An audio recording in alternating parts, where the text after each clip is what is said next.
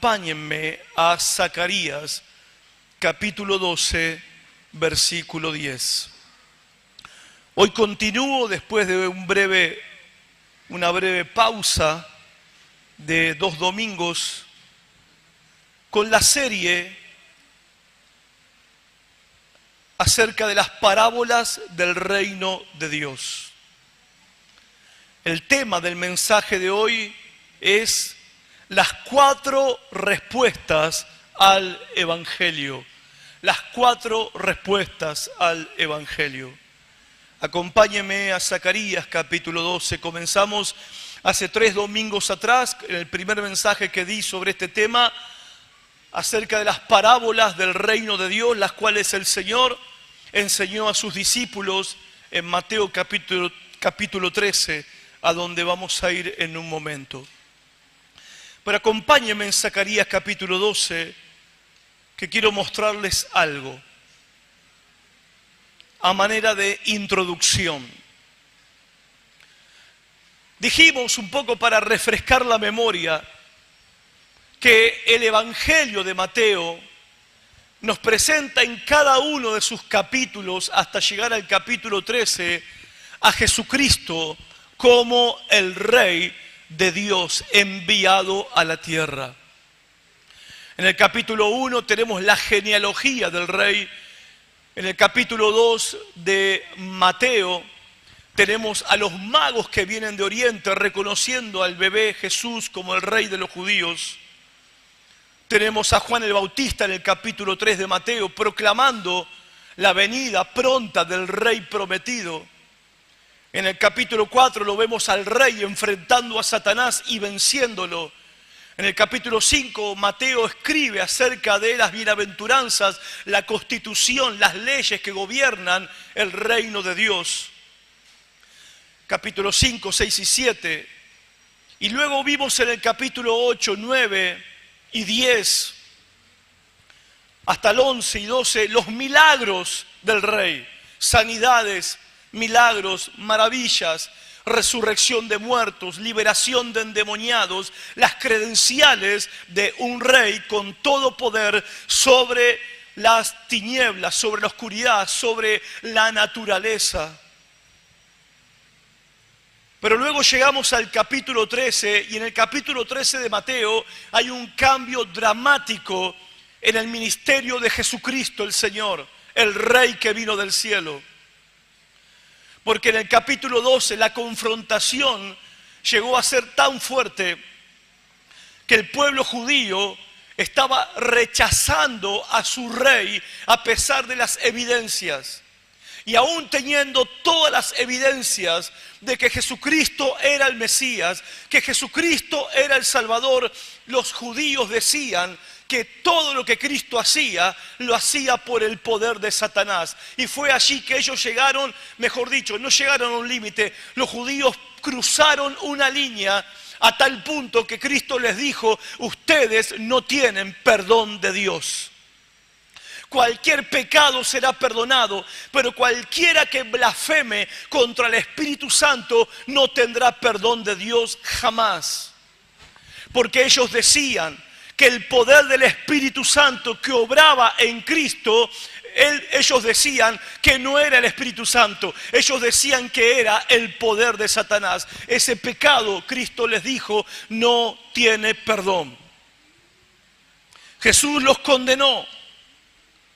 Y en el capítulo 13 hay un cambio dramático en el ministerio de Cristo, porque Jesucristo empieza a hablarle a la gente en parábolas. Las parábolas son historias de la vida real, de la vida natural, con un significado, una enseñanza espiritual. Pero una de las cosas que sucede con las parábolas, que son historias, que si no te explican el significado de la historia, la parábola termina convirtiéndose en una adivinanza imposible de descifrar. Y Jesucristo empezó a contarle historias a la gente y de última terminaba diciendo: el que tiene oídos para oír, que oiga. El que pueda entender esto, que lo entienda. El que pueda comprenderlo, que lo comprenda. Los discípulos se sorprendieron mucho en que Jesús les hablaba en parábolas y ellos no entendían el significado de las historias. Y los discípulos le preguntan al Señor: Señor, ¿por qué les hablas en parábolas? Porque ellos tienen ojos pero no quieren ver, tienen oídos pero no quieren oír. Les hablo en parábolas para que no entiendan, para que no se arrepientan, para que no se conviertan y para que no se salven, porque ellos endurecieron su corazón. Pero ustedes, que son escogidos de Dios, ustedes que son los hijos del reino, ustedes que creen que yo soy el rey y me aceptaron como rey en sus vidas, a ustedes les he dado, a ellos no, a ustedes sí les he dado entender los misterios del reino de Dios. Y déjeme ahora tocar un poquito esta palabra misterio, porque Jesucristo está diciendo: hay un misterio que ellos no entienden y no van a entender, pero ustedes lo van a entender. Yo se los voy a explicar este misterio. ¿Y cuál era ese misterio? El misterio del reino de Dios. Mire lo que dice Zacarías capítulo 12. El profeta Zacarías en el Antiguo Testamento. Dice: y derramaré sobre la casa de David y sobre los moradores de Jerusalén, los judíos, espíritu de gracia y de oración. Y mirarán a mí, a quien traspasaron, y llorarán como se llora por hijo unigénito, afligiéndose por él como quien se aflige por el primogénito. En aquel día habrá gran llanto en Jerusalén, como el llanto de Adad Rimón en el valle de Megiddo. Capítulo 13, verso 1. En aquel tiempo habrá un manantial abierto para la casa de David y para los habitantes de Jerusalén, los judíos, para purificación del pecado y de la inmundicia. Jesucristo viene en primer lugar a los suyos, los judíos. Viene como el rey de los judíos. Pero ellos lo rechazan a Jesús. Ahora, no puede haber reino de Dios si no se acepta al rey de Dios. No puede haber reino de Dios sin el rey presente en ese reino. Ellos rechazaron al rey, por lo tanto, ellos rechazaron también su reino, su gobierno. ¿Y qué fue lo que pasó? Porque Dios mandó a su Hijo a establecer el reino de Dios en la tierra y ellos rechazan el reino de Dios. ¿Qué es lo que sucedió? Lo que sucedió, el rechazo, lo que produjo fue que el reino de Dios se pospuso. El restablecimiento del reino de Dios en la tierra se pospuso. ¿Hasta cuándo? El reino de Dios establecido en la tierra se pospuso hasta el día en que el pueblo judío reconozca a su rey. Por eso dice acá: en aquel día, está profetizando Zacarías, en aquel día derramaré espíritu de gracia y oración sobre mi pueblo Israel. Y dice el profeta: y mirarán a mí, a quien traspasaron. O sea, me van a mirar a mí, a quien rechazaron cuando vine la primera vez. Y cuando me vean a mí y entiendan quién soy yo y entiendan que ellos me crucificaron, entonces van a lamentar por sus pecados, entonces van a llorar por sus pecados. Pero ese día, cuando se lamenten por haberme rechazado, por haberme crucificado, se va a abrir un manantial de agua limpia para limpiar el pecado de mi pueblo. Ese día va a venir cuando Cristo regrese por segunda vez. Jesucristo vuelve por segunda vez a establecer el reino de Dios en la tierra. Cristo viene pronto y parte del pueblo judío lo va a reconocer. Pero lo que los profetas del Antiguo Testamento no vieron, ni Zacarías, ni Isaías, ni Jeremías no vieron, ¿qué iba a pasar en el medio? ¿Qué iba a pasar en el tiempo entre la primera venida de Cristo, que fue rechazado, y la segunda venida de Cristo, que todavía no sucedió? Para los judíos eso estaba escondido. El Antiguo Testamento lo había oscurecido, no había revelación en el Antiguo Testamento. Eso es un misterio, era un misterio que fue revelado en el Nuevo Testamento. Ese misterio no es que sea un secreto que solamente algunos pocos sabiondos inteligentes lo pueden descubrir. No, el misterio era algo que el plan de Dios preparado, porque Dios obviamente no lo tomó por sorpresa el rechazo de los judíos. Dios tenía un plan que a través del rechazo de los judíos Dios iba a abrir una puerta para todos aquellos que no son judíos para que puedan entrar al reino de Dios. Y eso somos nosotros. El misterio que estaba escondido, pero que fue revelado en el Nuevo Testamento, es que Dios iba a formar un nuevo pueblo, una nueva nación. Y ese pueblo iba a ser llamado la iglesia del Señor Jesucristo. Un pueblo constituido de judíos y de no judíos. Pero para ellos, para los judíos, esto estaba velado, no lo podían ver. Ahora, ¿qué pasa con el reino de Dios en la tierra mientras el rey está ausente? Porque Cristo murió en la cruz, pero Cristo al tercer día se levantó entre los muertos, pero Jesucristo, después de estar 40 días con los discípulos, ascendió al cielo. Jesucristo está sentado a la diestra del Dios Padre Todopoderoso, desde donde un día va a venir a juzgar, amén, a los vivos y a los muertos. Volverá. Cristo volverá. Pero mientras tanto, ¿qué? Mientras tanto, ¿qué pasa con el reino de Dios? Y eso es lo que Jesús explica en Mateo capítulo 13. Si nosotros no tuviéramos Mateo capítulo 13, quedaríamos como los judíos sin entender qué pasaría entre la primera venida de Cristo y la segunda venida del Señor. Vaya conmigo ahora a Mateo capítulo 13. Porque en Mateo capítulo 13 tenemos la explicación.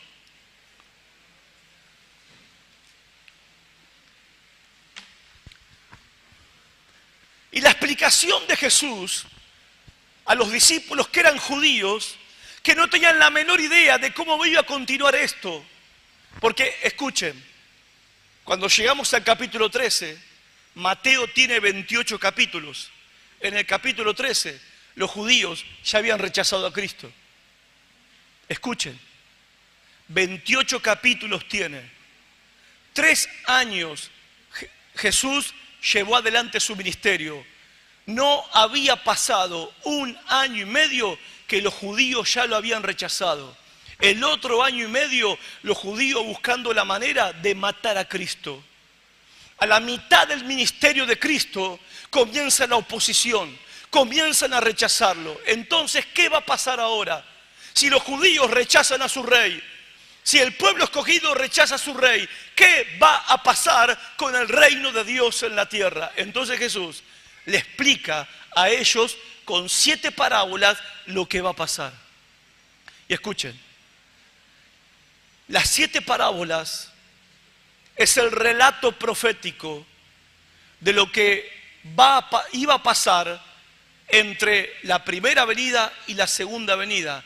O en otras palabras, las 7 parábolas son el relato de lo que está pasando ahora en el reino de Dios. ¿Cuántos quieren saber lo que está pasando en el reino de Dios ahora? No hace falta horóscopo profético. No hace falta profetas que te dicen, este es el año de tal cosa. Como si fueran Ludovica Esquirru y Orangel Celestial. Jesucristo profetizó lo que iba a pasar. Y está pasando delante de nuestros propios ojos. Y lo explicó con detalles notables. Lo que iba a suceder con el reino de Dios en esta época. Y déjame decirte algo. Vos y yo tenemos que entenderlo. Para evitarnos frustraciones, para evitarnos desilusiones y para evitarnos tropiezos en nuestro caminar con Jesucristo. 7 parábolas. La primera es la parábola del sembrador. Dice tu Biblia, parábola del sembrador. La parábola del sembrador, en síntesis, lo que dice es que no todas las personas van a responder positivamente al Evangelio. Algunos no van a querer saber nada. Otros van a recibir el Evangelio con alegría un tiempo y después se van a borrar de la iglesia. Otros van a recibir el Evangelio, pero van a amar tanto las cosas del mundo que la palabra no va a dar fruto en sus vidas. Pero va a haber otros que van a recibir el Evangelio con un buen corazón y esos van a dar fruto del reino de Dios en su vida. Pero lo que enseña la parábola del sembrador es esto: no vamos a ganar a todo el mundo. Amén. No vamos a ganar a todo el mundo para Cristo. Si usted escucha por ahí que le dicen que el mundo va a ser ganado para Cristo, que el mundo va a ser conquistado para Cristo, está contradiciendo a Cristo, no importa quién lo diga. Se escuchan por ahí que va a venir un avivamiento mundial y todo el mundo se va a salvar y todo el mundo se va a convertir y todas las naciones van a venir a Cristo. Te están mintiendo. No es verdad. Todos escucharán el Evangelio, pero solamente algunos van a responder al Evangelio. Eso enseña la parábola del sembrador. Después sigue la parábola de la cizaña y el trigo. ¿Qué significa la parábola del cizaña y el trigo? Dice que en el reino de Dios el trigo crece con la cizaña, crecen juntos. Y que no hay manera de evitarlo eso, hermanos. Al final de los tiempos, cuando Cristo venga, va a separar a los cristianos falsos de los cristianos verdaderos. Mientras tanto, los cristianos verdaderos van a convivir con los cristianos falsos. En el reino de Dios, nunca, en este tiempo, nunca vamos a poder limpiar la iglesia. Nunca vamos a poder limpiar la iglesia. La iglesia está llena de creyentes y también entre los creyentes hay falsos creyentes. En todas las iglesias, incluso en este lugar. Y nunca lo vamos a poder limpiar. Así que los que andan con la podadora, con la guadaña, con la bordeadora, guárdenla. Porque nosotros no vamos a separar la cizaña del trigo. Nosotros no fuimos llamados a decir, vos sos bueno, vos sos malo, vos sos bueno, vos sos malo, vos sos verdadero, vos sos trucho. La separación la va a hacer Jesucristo cuando Él venga. Después sigue la otra parábola. La parábola de la semilla de mostaza. ¿Qué significa eso? La semilla de mostaza es bien pequeñita. Lo que enseña esto es que el reino de Dios va a empezar pequeño, pero va a crecer hasta hacerse algo verdaderamente grande en las naciones. Después está la parábola del tesoro escondido y la perla de gran precio. La parábola de la levadura. La levadura que está metida dentro de la masa de harina y que lleva y fermenta toda la harina. Está diciendo el Señor que el reino de Dios, aunque el reino de Dios no conquista el mundo, el reino de Dios va a influenciar todas las áreas del mundo. Así como la levadura trae influencia sobre la harina. Después está la parábola de el tesoro escondido y la perla de gran precio, de hombres, uno que tropezó con un tesoro, otro que buscaba perlas y la encontró y vendieron todo lo que tenían para comprar el campo y tener el tesoro, o para comprar la perla de gran precio. Se despojaron de todo con tal de conseguir lo que ellos querían. Enseña Jesucristo que va a haber muchos hombres y mujeres que van a dejar cualquier cosa, van a dejar lo que sea con tal de entrar al reino de Dios. Y también dice la última parábola, la parábola de la red. El reino de Dios es como una red que atrapa muchos peces, buenos y malos. Pero al final va a haber una separación de peces buenos y peces malos. Hermanos, amigos, mientras dure este tiempo que nosotros vivimos, en el reino de Dios conviven lo verdadero con lo falso. Esto era un misterio. Y Jesús se lo tuvo que explicar a los discípulos para que ellos no se frustraran, no se desilusionaran y no se bajonearan cuando vieran que en la iglesia había verdadero y había falso. Que iba a haber verdaderos pastores y falsos, verdaderos profetas y falsos, verdaderos apóstoles y falsos, verdaderos creyentes y falsos. Esa es la característica especial del reino de Dios en este tiempo. Lo verdadero crece juntamente con lo falso y nada ni nadie lo puede evitar.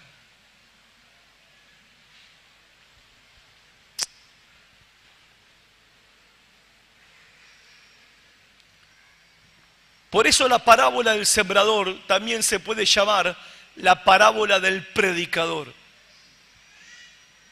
Predicador,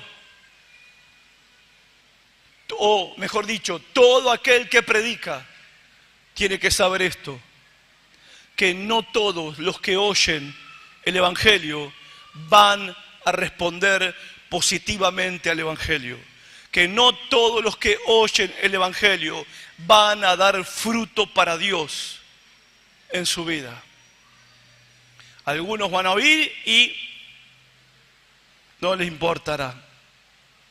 Otros van a oír y se van a saltar de yupi, gritos de gozo y alegría, pero no van a durar.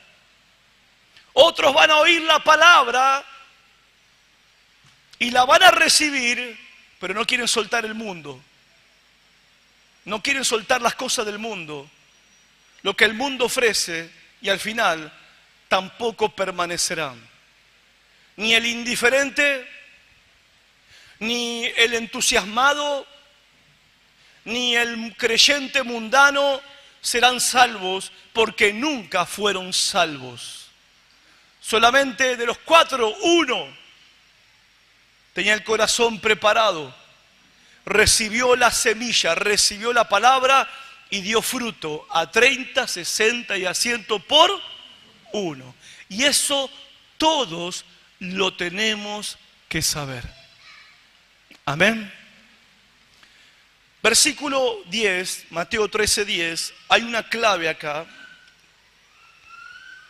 donde el Señor dice, entonces, dice la palabra, acercándose los discípulos le dijeron, ¿por qué les hablas por parábolas? ¿Por qué? ¿Por qué les hablas lo que ellos no entienden?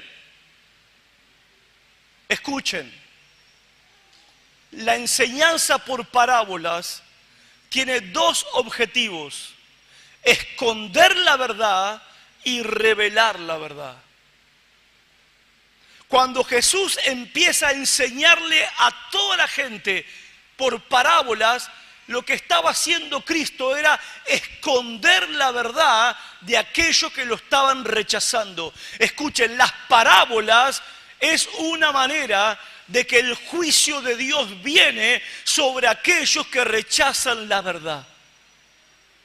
Pero las parábolas era un regalo del cielo para aquellos que sí aceptaban la verdad, porque los que aceptaron a Cristo como Rey, ellos iban a recibir la enseñanza de parte de Cristo que significaban las parábolas. En otras palabras, Jesús lo dijo en el versículo 11. Él respondiendo les dijo, porque a vosotros os es dado saber los misterios del reino de los cielos, a ustedes, mas a ellos ¿qué? No, a ellos no les es dado, porque a cualquiera que tiene se le dará y tendrá más, pero al que no tiene, aún lo que tiene le será quitado. Por eso les hablo por parábolas, porque viendo no ven y oyendo no oyen, ni entienden. ¿Qué está diciendo el Señor Jesucristo?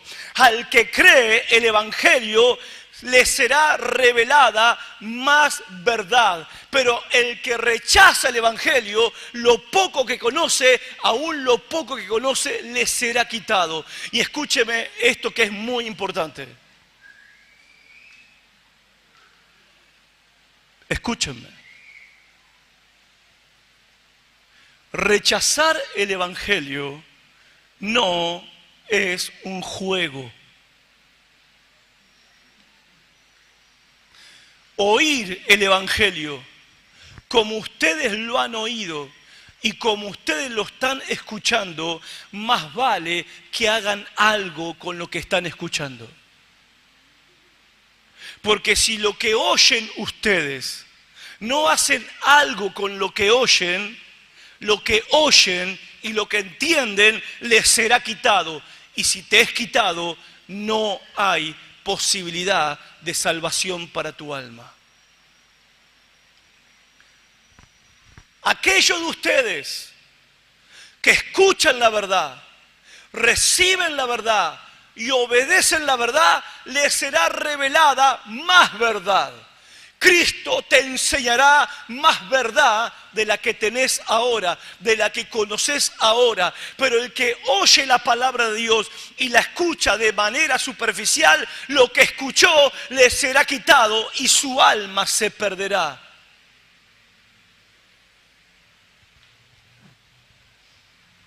Es terrible ir al infierno, pero más terrible es ir al infierno desde la silla de una iglesia.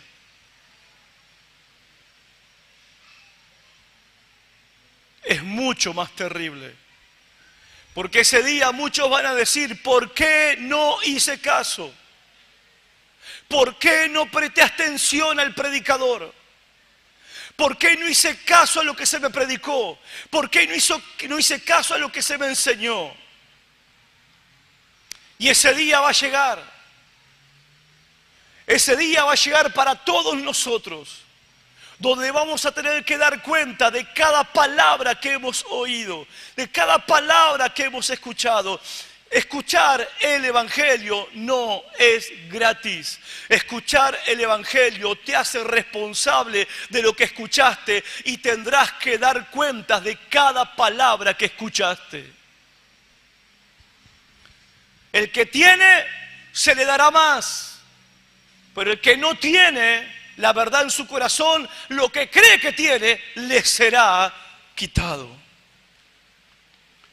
Por eso las parábolas son revelación de Dios para los que creen, pero es juicio de Dios para los que no creen.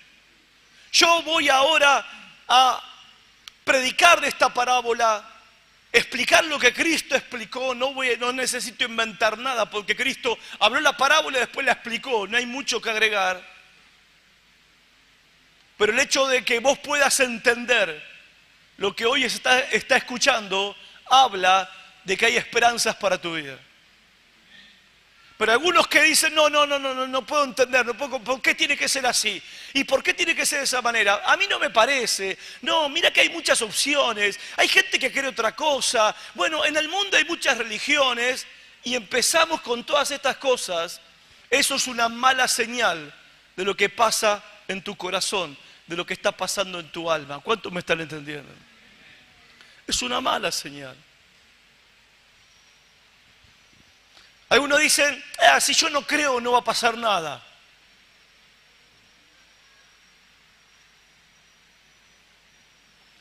Mateo 13, versículo 3. Les habló muchas cosas por parábolas diciendo, he aquí el sembrador salió a sembrar.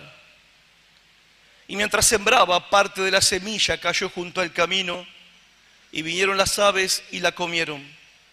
Parte cayó en pedregales, pero no había mucha tierra y brotó pronto, pero no tenía profundidad de tierra. Pero salido el sol se quemó y porque no tenía raíz se secó. Y parte cayó entre espinos y los espinos crecieron y la ahogaron. Pero parte cayó en buena tierra y dio fruto, cual a 100, cual a 60 y cual a 30 por uno. El que tiene oídos, el que pueda entender, que entienda. El que tiene oídos para oír, que oiga. El que puede comprender esto, que lo comprenda. El que no, lo lamento. Eso significa. El que no, lo lamento. Hay un sembrador que sale a sembrar. Típico de ese tiempo. El sembrador salía con un morral, una bolsa cruzada, lleno de semillas. Él iba por el campo esparciendo sus semillas. Los campos de Palestina de los tiempos de Jesús no eran como los campos de ahora, los campos de ahora son grandes extensiones de campo, hectáreas, que están juntas a otras hectáreas separadas por un alambre. En los tiempos de Jesús no había alambres, no había cerco, y los campos se separaban de otro campo por medio de caminos estrechos. Entonces los campos no eran muy anchos, los campos eran largos, pero eran angostos y estaban divididos por pequeños caminos donde podían caminar dos personas, porque esa era la manera en que el sembrador podía recorrer todo su campo, por ese camino.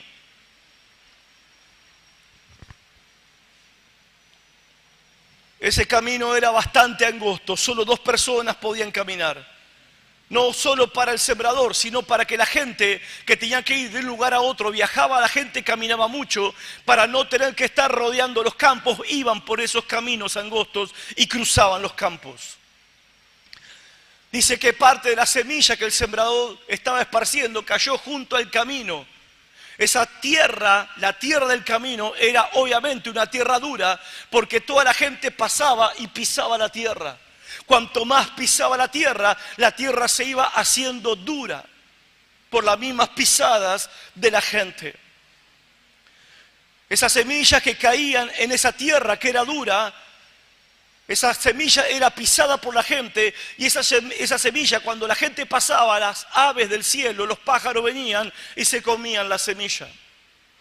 Luego parte de la semilla cayó entre pedregales, dice el Señor.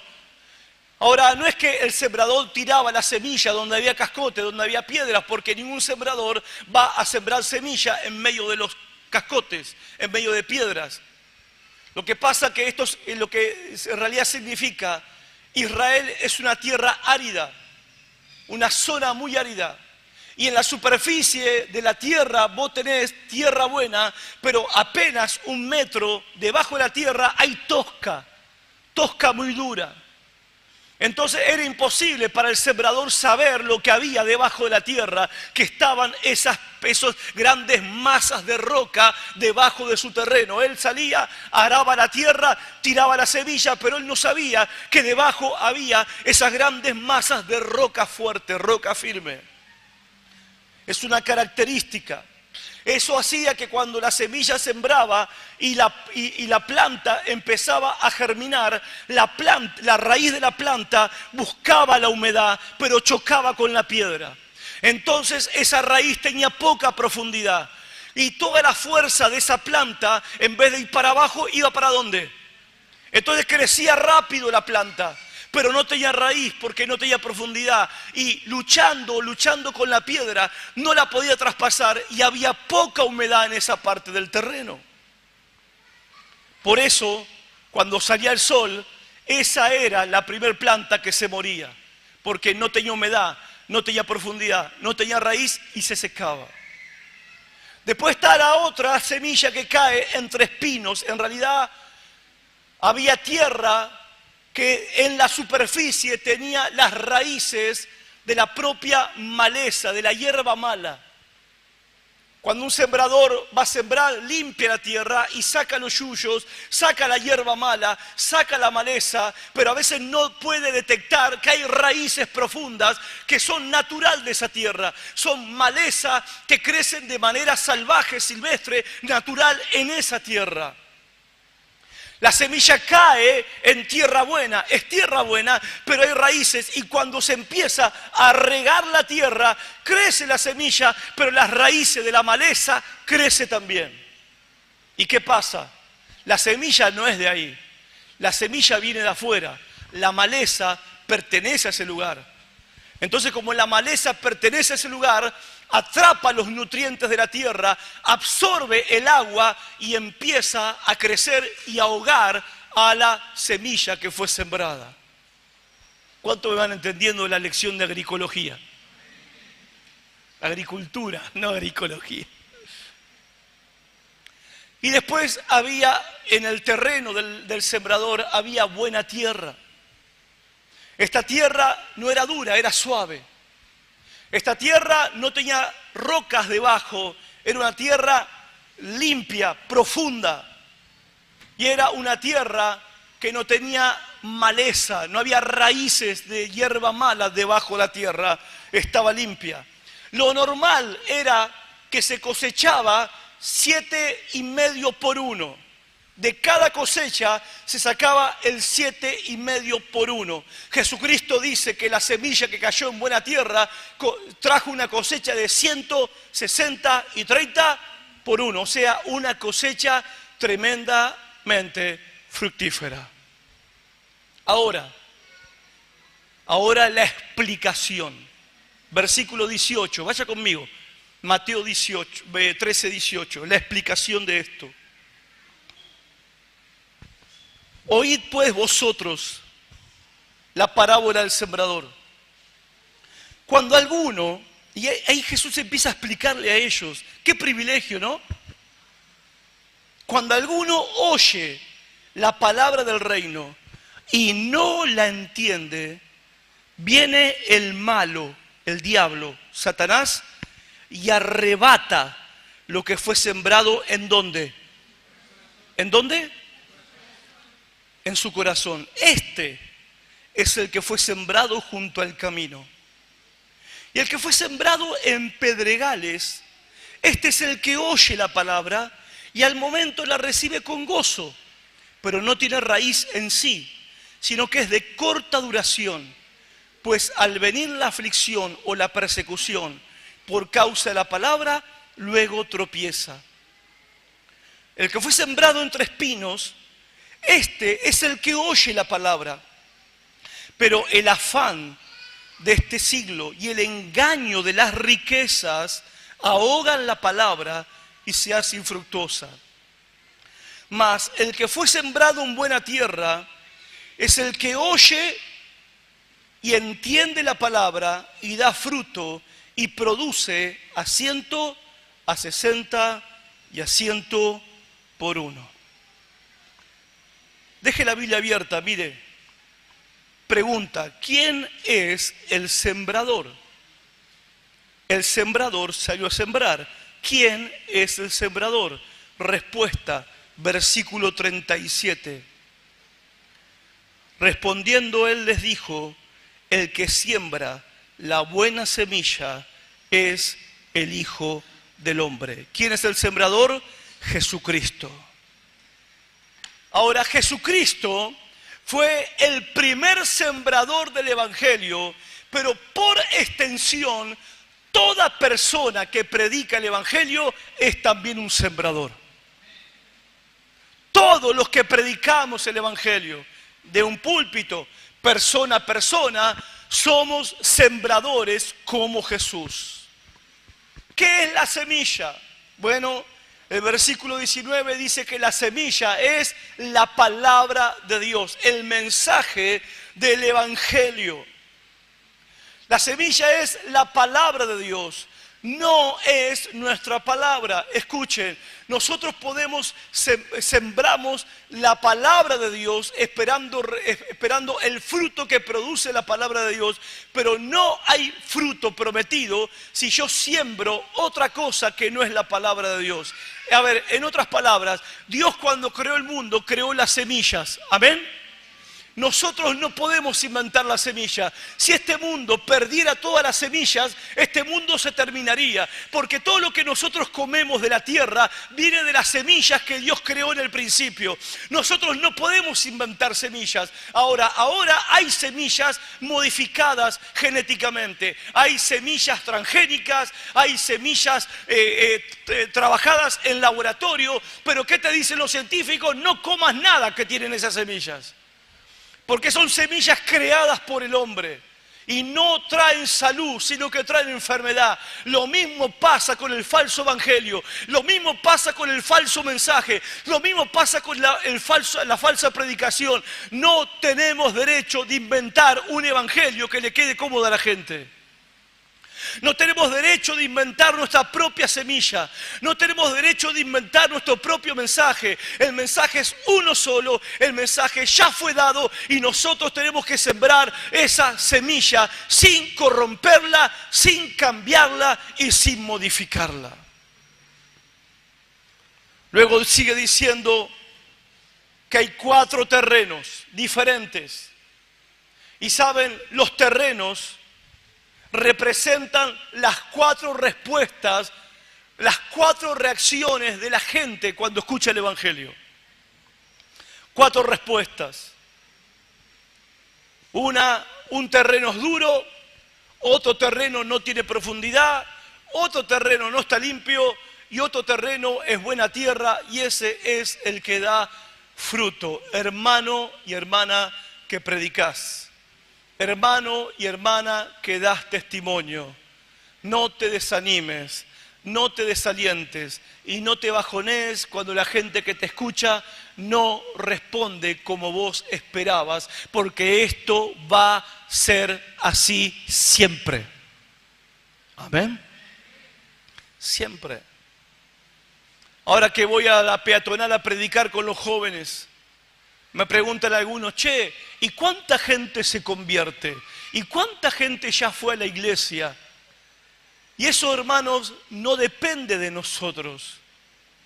Porque el fruto no depende de la semilla. El fruto no depende del sembrador. El fruto depende de qué clase de tierra está cayendo la semilla. ¿Cuánto me están entendiendo? En otras palabras, el fruto de la salvación no depende del predicador. El fruto de la salvación no depende de la palabra. El fruto de la salvación depende qué clase de corazón es el que recibe la palabra. De la clase de corazón, de la condición del corazón del que oye, depende si va a haber fruto de salvación o habrá fruto para condenación. Pero no depende del predicador, no depende de la semilla, depende del corazón que recibe la palabra. Verso 19, el que cayó junto al camino es el corazón, la semilla que cayó junto al camino es la semilla que no puede entrar en un corazón endurecido. Es la persona que escucha el evangelio pero que es indiferente. No le importa. No le preocupa su alma, no le preocupa el cielo, no le preocupa el infierno, escucha el evangelio pero no entiende la lógica del evangelio, no quiere arrepentirse. ¿Y qué pasa? Satanás arrebata lo que escuchó. De repente es como si nunca hubiera escuchado ¿qué? Nada. ¿Y cómo Satanás arrebata la semilla? Bueno, de muchas maneras. El diablo arrebata la palabra en el corazón de la gente. Y la arrebata, ejemplo, cuando la gente anda escuchando falsos maestros y falsos predicadores. Le voy a confesar algo. Es más difícil evangelizar a un evangélico que a un inconverso. Porque los evangélicos ya tienen un cassette, un CD metido en la cabeza.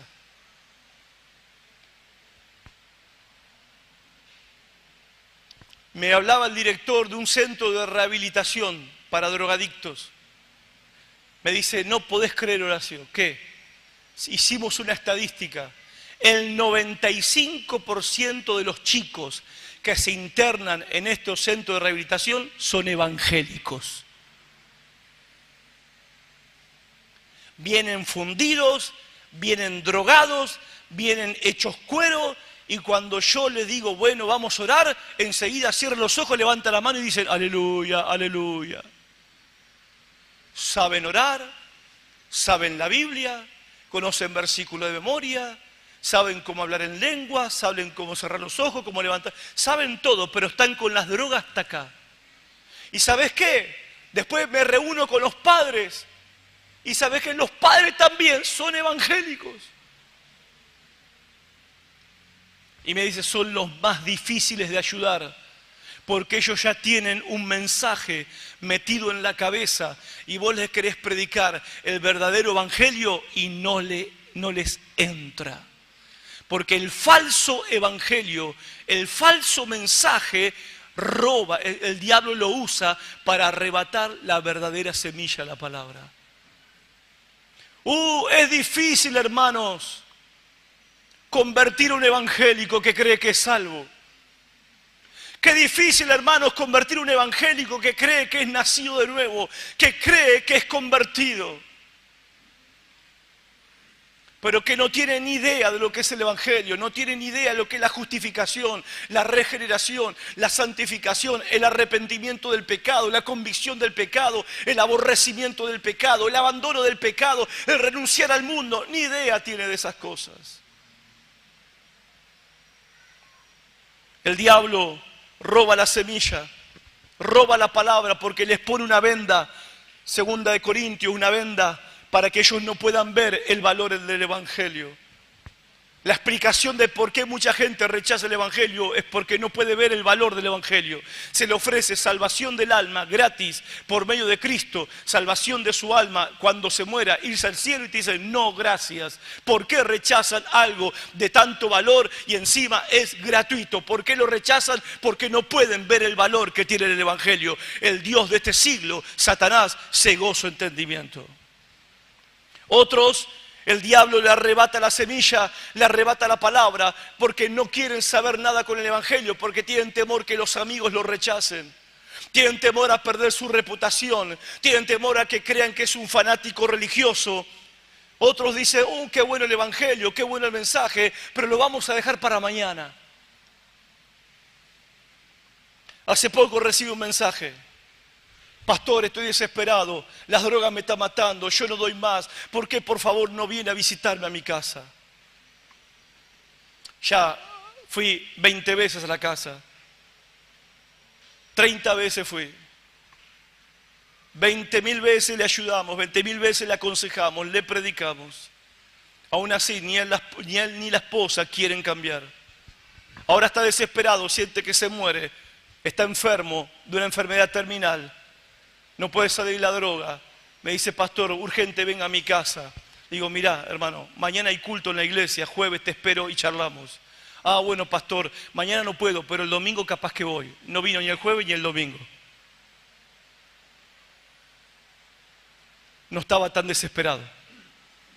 Se ve que no se ve tan perdido. Y alguien que no se ve perdido no puede ser salvado. ¿Cómo Dios va a salvar a alguien de qué? Si no se ve perdido. ¿Cómo encontrar a alguien que no se considera perdido? Jesucristo vino a buscar y a salvar lo que se había. Y hasta que no te consideres perdido, no podrás ser salvo. Y hay personas que no quieren reconocerse perdidos. Cuidan su reputación, cuidan su imagen, su orgullo no les permite reconocer que están perdidos. Hermanos, estos son los que están junto al camino. Muchos son así. Muchos, aún en la iglesia, son así. Están al borde del reino de Dios, pero no están adentro. Están al borde de la salvación, pero no están adentro. Luego están, versículo 20, el que recibe la palabra y al momento la recibe con gozo. Estos son los creyentes, yo me he llevado cada chasco, hermano. Porque es el que se convierte, ¿viste? Que se llena de gozo, está en el culto, se le caen las lágrimas, levanta las manos, aplaude. Y vos decís, por fin se convirtió uno. Por fin. Y vos te acercás y lo visitás y estás en contacto y le ofreces discipulado y te dice que sí y vas a discipularlo y comparten juntos momentos de oración. Después dice, me quiero bautizar y lo bautiza, aunque sea una palangana, lo bautizas ahí. ¿Sabe cuántos he bautizado de estos hermanos? Hermanos, entre comillas. Pero lo que yo no veo es que hay tosca abajo.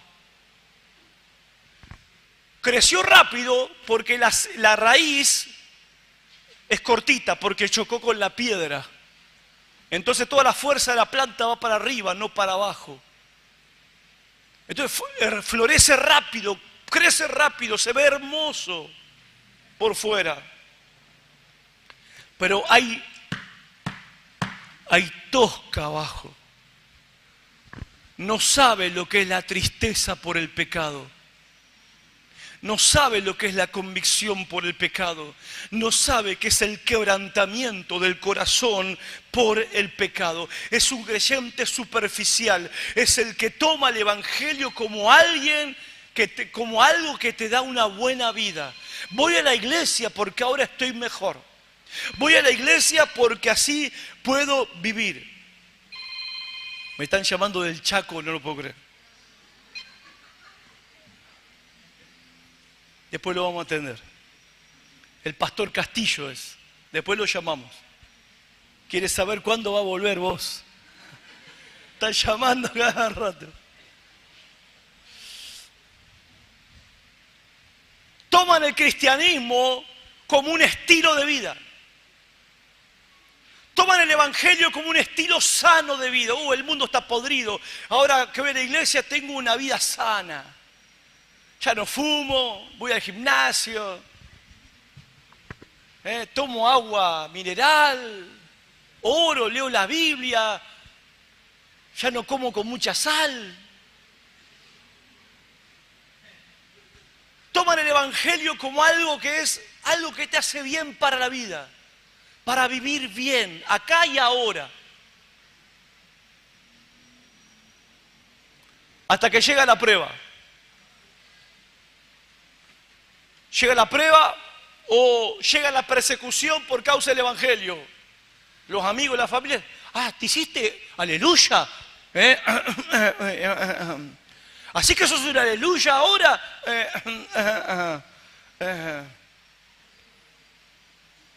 El patrón dice, mira, a mí no me caen bien los creyentes, despedido. Y empieza la lucha, la prueba, la tribulación. Y encima empieza a sentir la presión.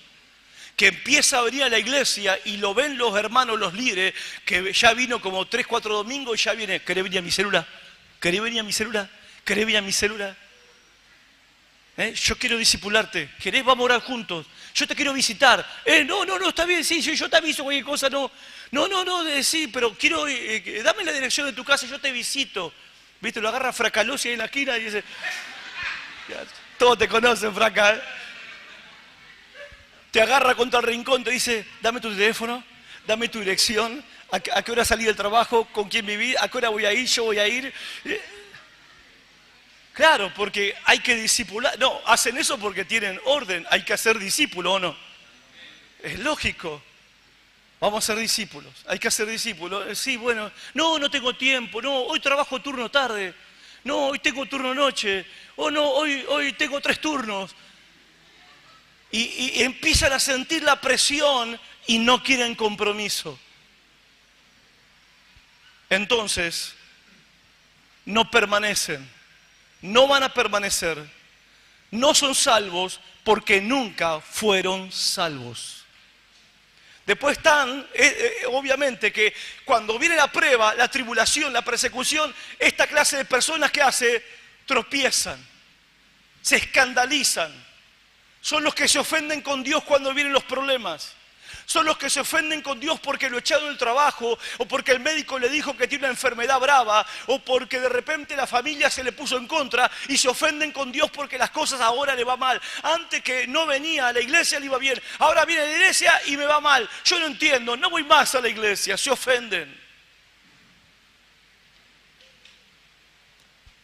La pregunta, ¿te pasa? ¿Te pasa así?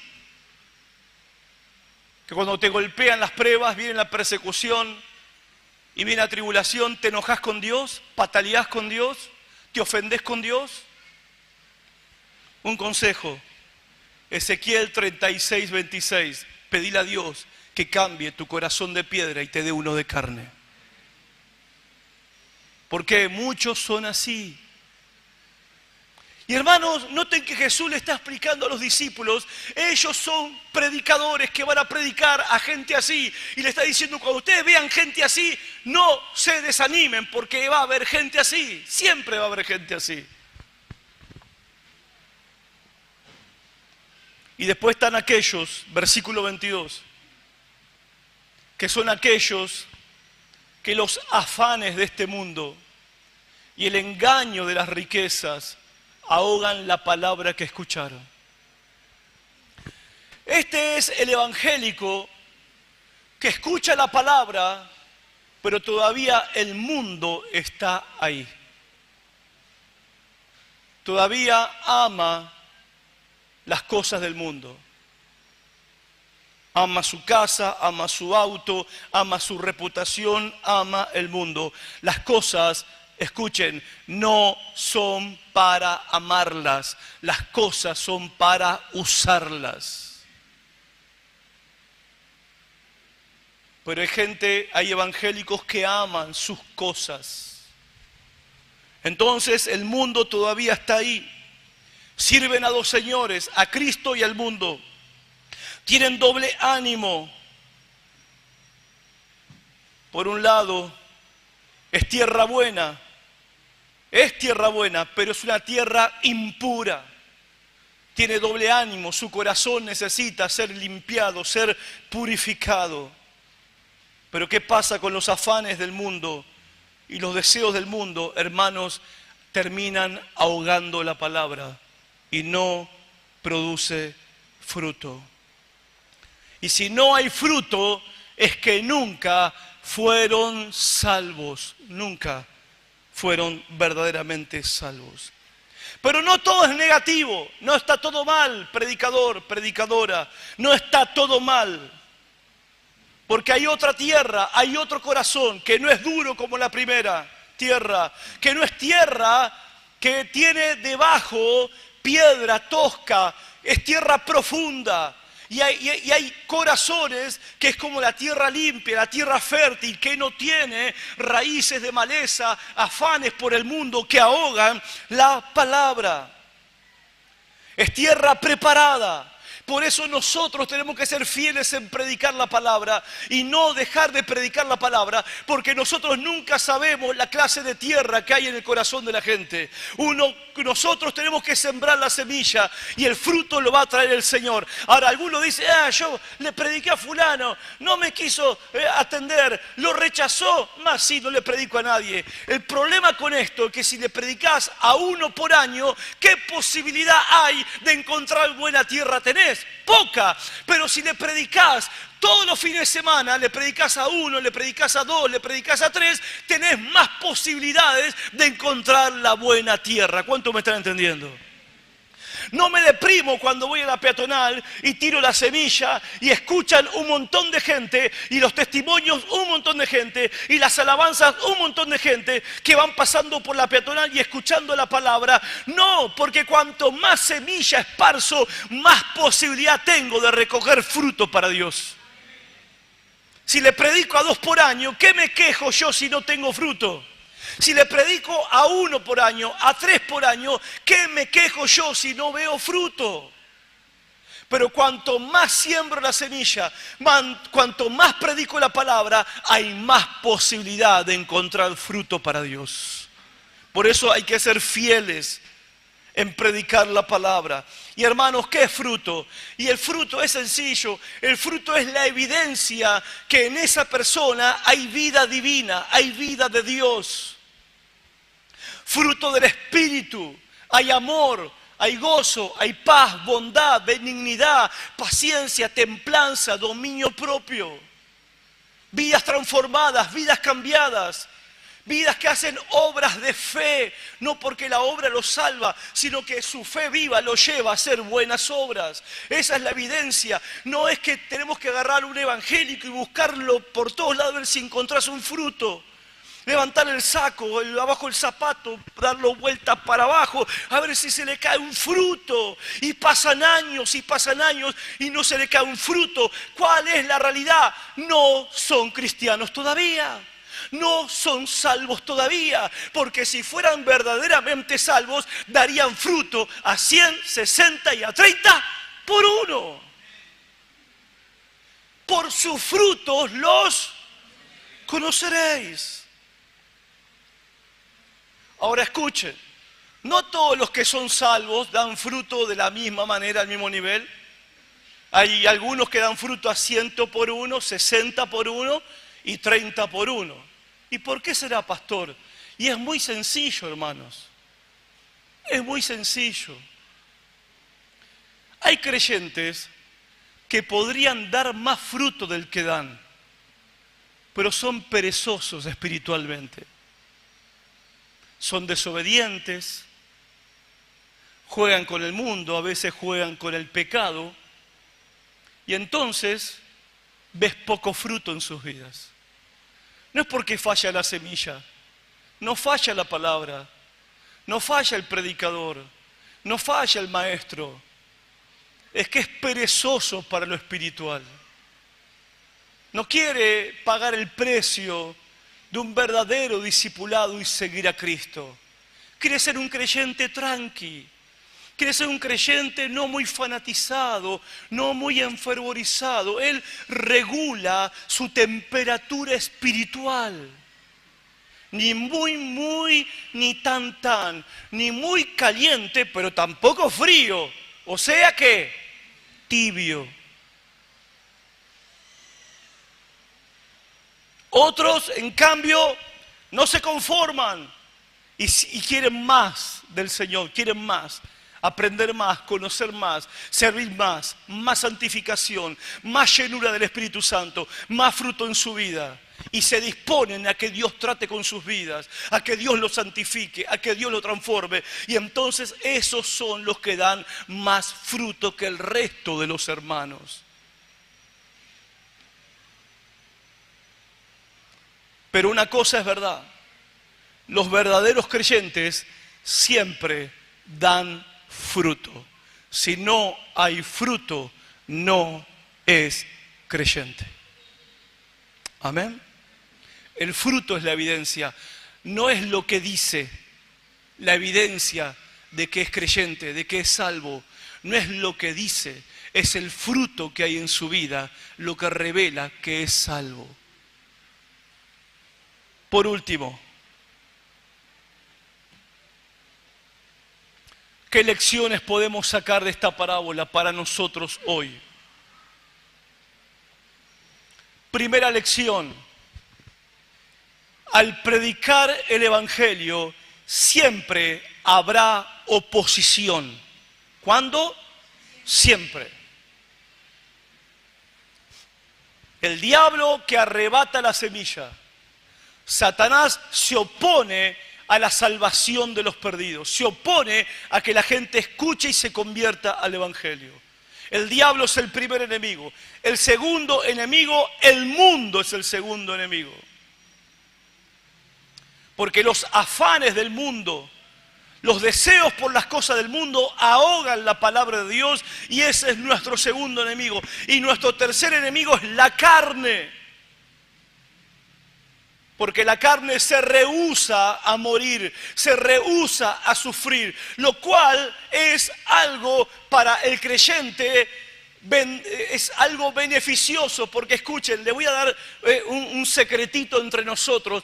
La persecución, la tribulación y las pruebas producen dos cosas. Al falso creyente lo revienta, al verdadero creyente lo fortalece. Por eso es necesaria la prueba, por eso es necesaria la tribulación, porque la prueba y la tribulación revela quién es verdadero y quién es falso. El que es falso creyente y su fe no es verdadera, cae en la prueba, tropieza en la prueba, no permanece y abandona el evangelio. Pero el que es el verdadero creyente podrá caer 7 veces, pero 7 veces se levantará. Y cada vez que Dios lo levante, lo levantará más fortalecido que antes. Porque la prueba no lo mata, la prueba lo fortalece. El Dios de paz, después que hayas padecido un poco de tiempo, Él mismo te fortalezca, te perfeccione y te afirme. 1 Pedro 5:10. La segunda lección que sacamos de esta parábola es que vos y yo tenemos que hacer una evaluación personal. Escúchame, tenés que preguntarte esta noche, ¿qué clase de tierra soy yo? ¿Qué clase de tierra es tu corazón? Tenés que preguntártelo. Deberías preguntártelo y deberías encontrar la respuesta, porque de eso depende tu alma. ¿Qué clase de tierra sos? ¿La de junto al camino? ¿La tierra con piedras debajo? ¿La tierra donde los espinos crecen y ahogan la palabra? ¿O sos buena tierra? ¿Buena tierra que da fruto a 100, a 60, a 30 por 1? ¿Qué clase de tierra sos vos? Tercera lección. El fruto no depende del talento del predicador. El sembrador sale a sembrar y esparce la semilla. Y un día va su hijo de 5 años y esparce la semilla. El padre tira la semilla, el nene tira la semilla. Si la semilla cae en buena tierra, no importa si la tiró el padre, no importa si la tiró el nene, si la semilla cayó en buena tierra, va a dar fruto. ¿Amén? ¿Qué significa? No hace falta ser un gran predicador para sembrar el evangelio en otra persona.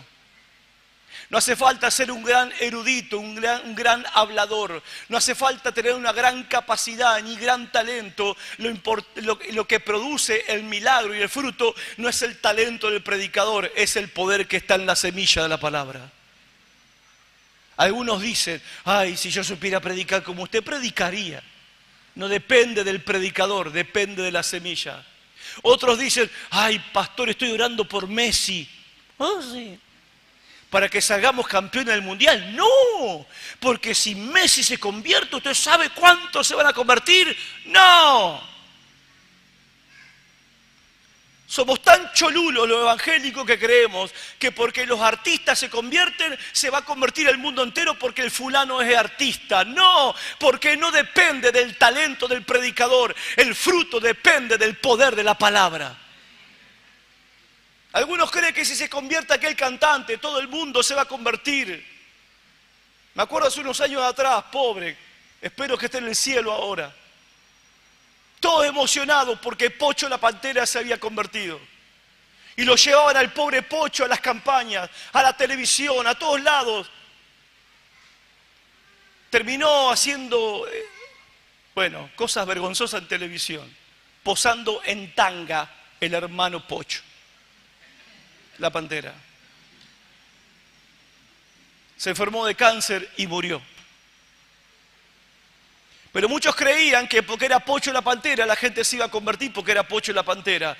No depende del talento del predicador.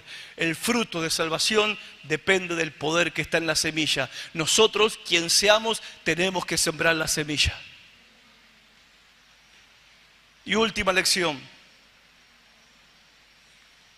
Nunca deje de dar testimonio y nunca deje de predicar. Insista, porque uno no sabe cuándo una tierra va a dar fruto.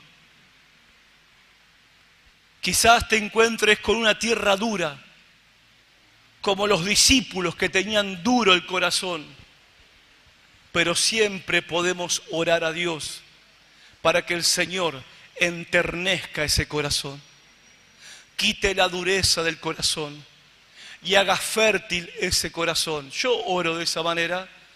Me la paso chocando con corazones duros, pero oro a Dios que cambia corazones de piedra en corazones de carne.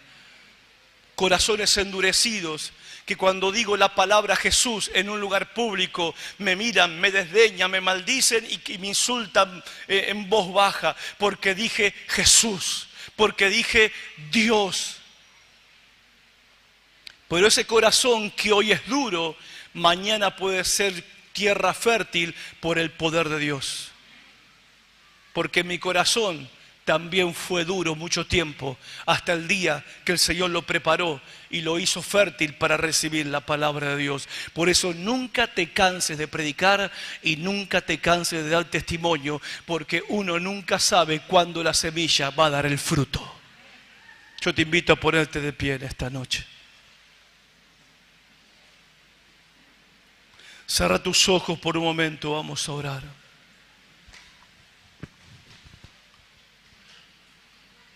Y lo más importante esta noche, hermanos, amigos,